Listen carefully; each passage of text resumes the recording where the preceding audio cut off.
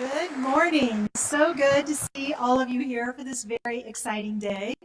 With just 205 days to go until the World Cup, the momentum is really building. I don't know if any of you watched qualifiers this weekend, but some very exciting matches. Ireland is still alive, so you can start to feel the reality of the World Cup coming, and today is a great example of that. Volunteers will really be our smiles, our action in the way we welcome people. It's such an important part of how we are going to distinctly represent Kansas City compared to other host cities. Before we share more about where our volunteers will be trained, where they will engage, where they will relax between shifts, I want to take a moment to acknowledge our newly named host city supporter, the University of Kansas Health System. We announced the health system last week as the official medical services provider for the World Cup in Kansas City. Could not be more grateful for their partnership, their support, their expertise. So I want to thank Bob Page and Tammy Peterman, along with Laura McCarthy, who is here somewhere. Laura from the health system. So thank you, KU, for your partnership and support.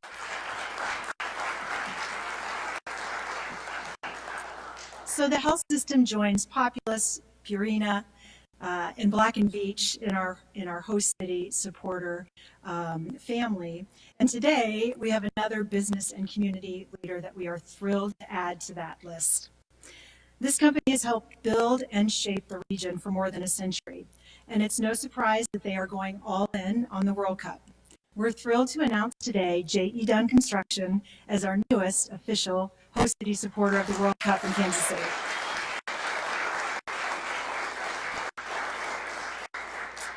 Here with us today is Nancy Phelps from J.E. Dunn. She's the Vice President and Director of Community Impact at J.E. Dunn. Come on up, Nancy.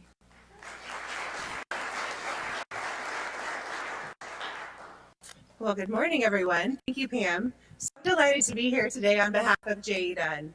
When Kansas City was chosen as one of only 16 North American cities to host the 2026 FIFA World Cup, it wasn't just about choosing a location on a map. It was about choosing a community where heart and grit and an unwavering commitment to building something greater than ourselves is truly at our core of our community. At J.E. Dunn, we know that's true because that same heart, grit, and unwavering commitment led to our founding here in Kansas City 101 years ago. And today we're a national general contractor doing projects across the entire country, offices in 26 markets, including several of our other host cities like Dallas and Atlanta and Houston. But all that started right here in Kansas City, and this is our hometown. We've helped shape the skyline, but more importantly, we've worked to strengthen the community. For us, construction has never been about just steel and concrete. It's about building spaces where people can connect and thrive, where opportunities grow, and where the future takes shape. That is exactly what the FIFA World Cup represents for this community. We are the heart of America, where Midwestern values meet bold ambition. And when the world arrives in 2026, they're going to see what we already know is true.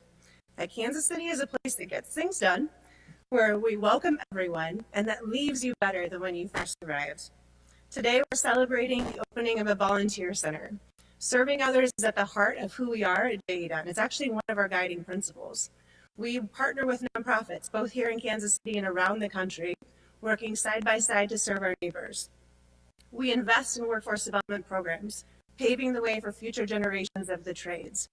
We partner with clients to actually make history happen, like the wonderful CPKC Stadium with KC Current. First stadium in the world dedicated to a professional women's sports team. Heck yeah.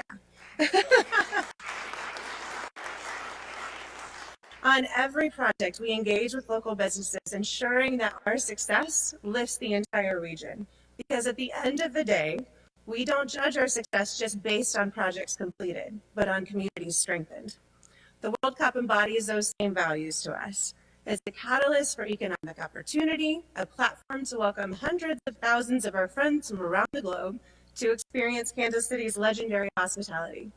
A once-in-a-lifetime opportunity to showcase the talent, innovation, and collaborative nature of this great region.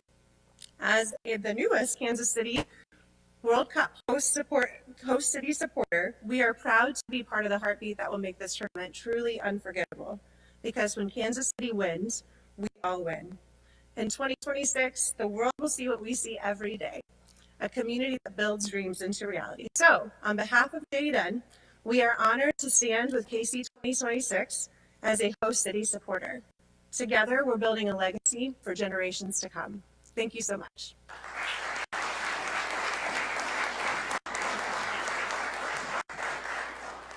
You know, I was telling Nancy, we were talking before, I can't think of a single nonprofit in Kansas City that JDUN does not support. So thank you to all of the associates at JDUN for the opportunities you create here in our community. So one of our goals is to become the heart of the World Cup. And the people that will help us deliver that will be the heart of the tournament here in Kansas City, and those are our volunteers. And our volunteers, they'll be, you know, those helping hands. They'll help turn experiences into memories, create that magic that we want to leave people with. And they deserve a place to call their own, to recharge, relax, and connect with each other. One of the biggest benefits of volunteering is the community of volunteers and the way people are connected. Lori's going to talk in a minute about our initial training that began this weekend, and it was evident in the people who were here that that's what they really are excited about, is representing us and sharing who we are with the world and connecting to each other. And this location here at Union Station is such a great location, central to everything, also just steps away from the National World War I Museum and Memorial, which is the site of our FIFA Fan Festival. It really will allow the volunteers to be at the hub and center of the World Cup activity. The center itself is 14,000 square feet, so you'll see later. It's designed so much more to be so much more than a check-in or a place between shifts. It's really a place to be welcoming, to be a vibrant space where volunteers can learn, train, and to be their home base between shifts. But it's more than about showing up for shifts, right? It's about giving our team and you, when you see it, a sense of how big this actually is, that they are part of something massive, a global event, and the billions of eyes that will be on Kansas City and the hundreds of thousands of people who will be here that they will interact with. So the walls upstairs are covered with engaging FIFA World Cup trivia. There's a lot of Kansas City information, very vibrant colors. You'll get the feeling of international soccer, comfortable seating areas where volunteers can put their feet up, TV screens, and also some entertainment. So not only foosball, but also tech ball. You'll see that later, all themed out in the World Cup colors and patterns. In addition to a robust volunteer uniform kit, each volunteer will also be provided with food and beverage. We're partnering with food and beverage partners to make sure that we keep them hydrated, fueled, energized. And you know, the volunteer center upstairs is more than amenities and games. It's about community. As I said, Friday night, Saturday, when we were here training the initial starting lineup for the volunteers, you could tell that there was already community being created. And Lori asked them why they wanted to volunteer, and it was pretty consistent. They love this place, and they understand the opportunity that we have together to represent Kansas City on the national stage. So today, the opening of the Volunteer Center really begins our journey with those volunteers into the World Cup. So to tell you more about that and what is coming next, please join me in welcoming Lori Thomas, Director of Volunteers and Workforce on our team at KC2026.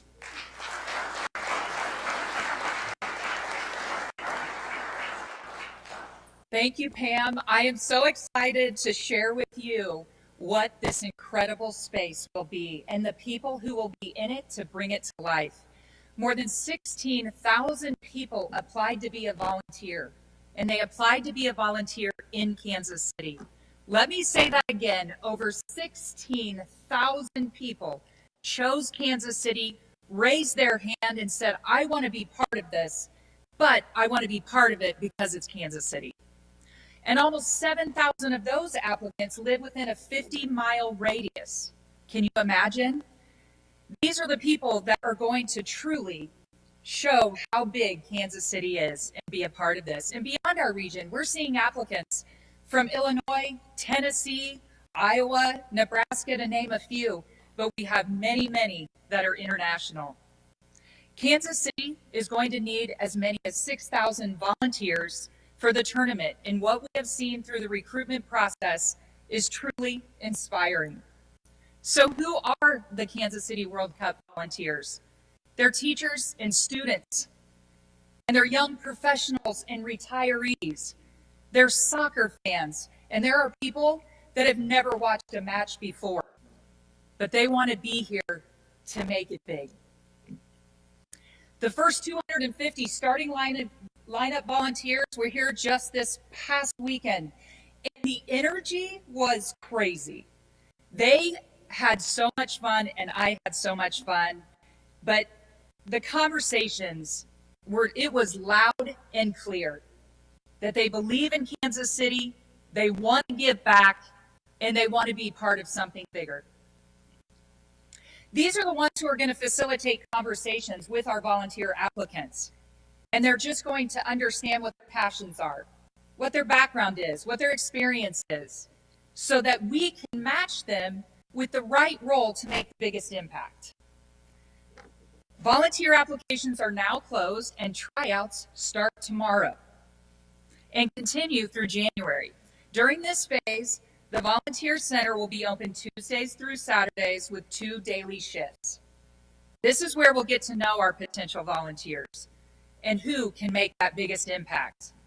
Our volunteers will serve across the region, including FIFA Fan Fest at the National World War I Museum and Memorial, the Kansas City International Airport, the Kansas City Stadium, Volunteer Center right here at Union Station.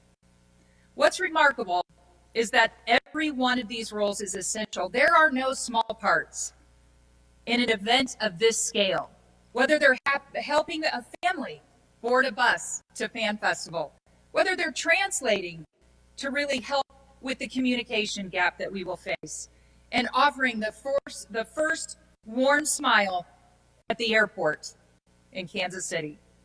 But what's important is all of them will guide visitors with confidence and a smile. Most importantly, they are shaping someone's experience of Kansas City and creating memories that will last a lifetime. Hospitality is who we are. And our volunteers will be ready to show the world the best our region has. Thank you.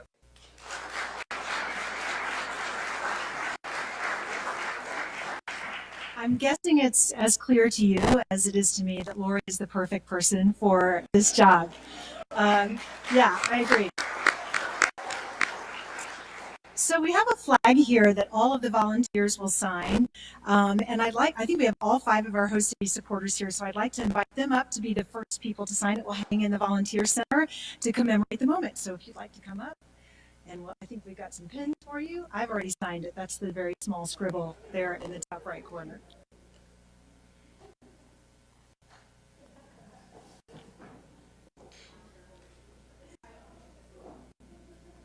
While they're doing that, I will just, the host city supporters are critical to our delivery of the World Cup in Kansas City. We are a nonprofit, so their support allows us to train the volunteers, to outfit the volunteers, to feed the volunteers. So really grateful, could not do this without their support.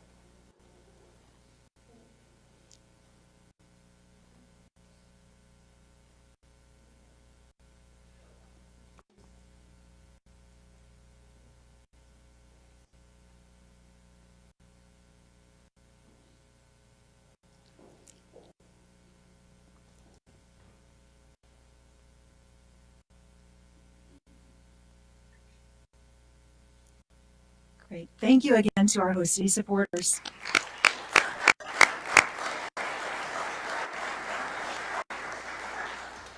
And now, the moment we've all been waiting for, the ribbon cutting. So we have 4 members of our board of directors. We have Kansas Senator Dinah Sykes, David Johnston from the Unified Government, Wyandotte County, Chairman Mike Kelly from the Johnson County Board of Commissioners, and Vice President of our board, Neil Sharma. So I'd like to invite you up for the ribbon cutting.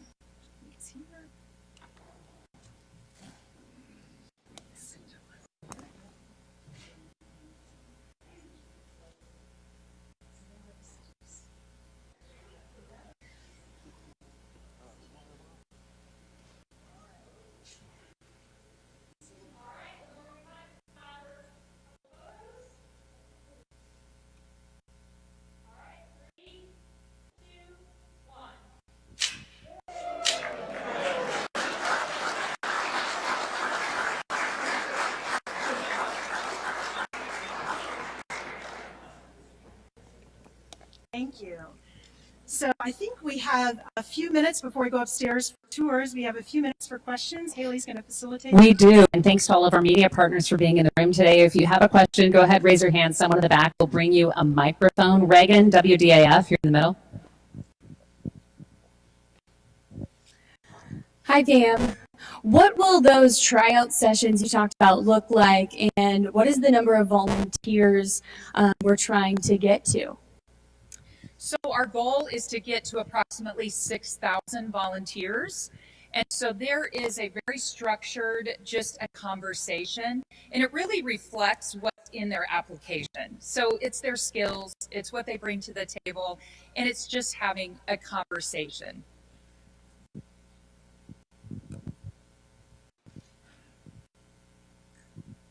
Eric, KBC. Hey guys, good morning. Kind of along those same lines, how important are those first 250 volunteers to this process, and how were those people selected to kind of be this, I don't want to call it a inaugural class, but a big role? Yeah, so they had the opportunity in their application to say, I want to help earlier. So there was a box you could check to say, I want to be part of the starting lineup. And so the training was really about just, they got to practice. So each of them are going to have an iPad in front of them, and you're going to see when you walk through the space. We have 40 pods that each of them will sit in, and applicants will come through. And there's the questions right in front of them that they will just stay, and they're able to kind of mark their skills and their passions, and then they will continue to move through the space. Along those same lines, when you say volunteer team tryouts, are the volunteers going to be divided into different teams? What will those teams look like? How's that going to Yeah, work? so you really have to be careful because these truly aren't interviews. These are just conversations to get to know them better so that we place them in the right role.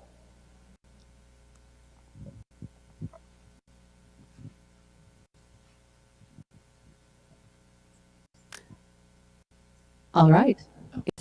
Reagan, you have one more? I know we've mentioned before there may be technology dedicated to help communicate or interpret, maybe for these volunteers. Has that been purchased for these volunteers?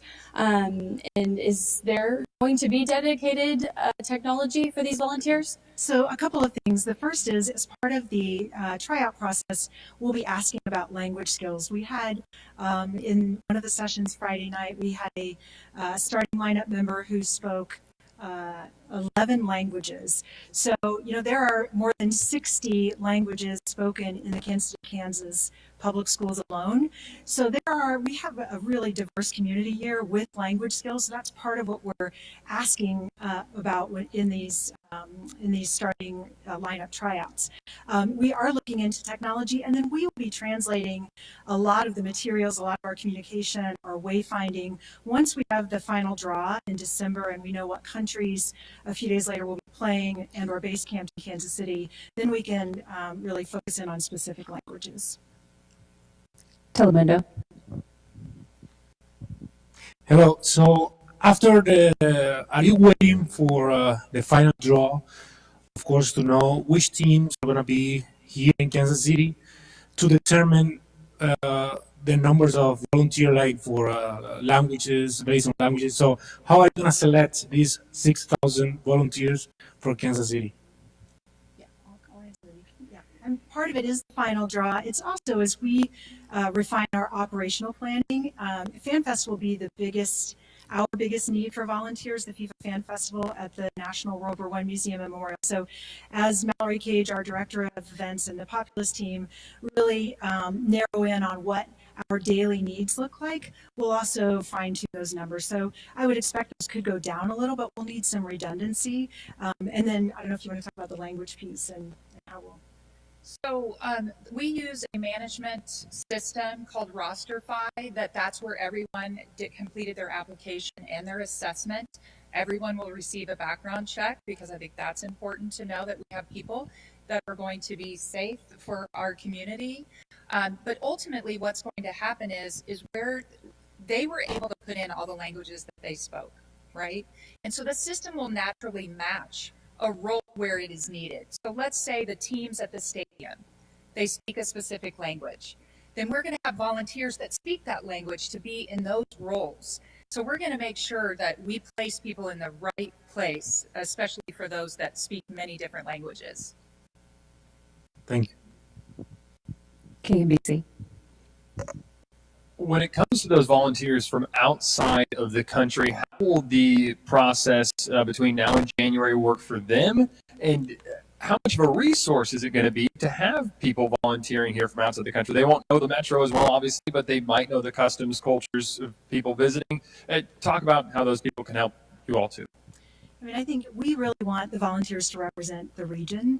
So those 7,000 plus who applied from within the metro and surrounding states, we'll start there. We'll certainly have some international volunteers, but we want to make sure that we give the people who live here the first chance, and really we want to make sure that the story we're telling is authentic. That is part of who we are.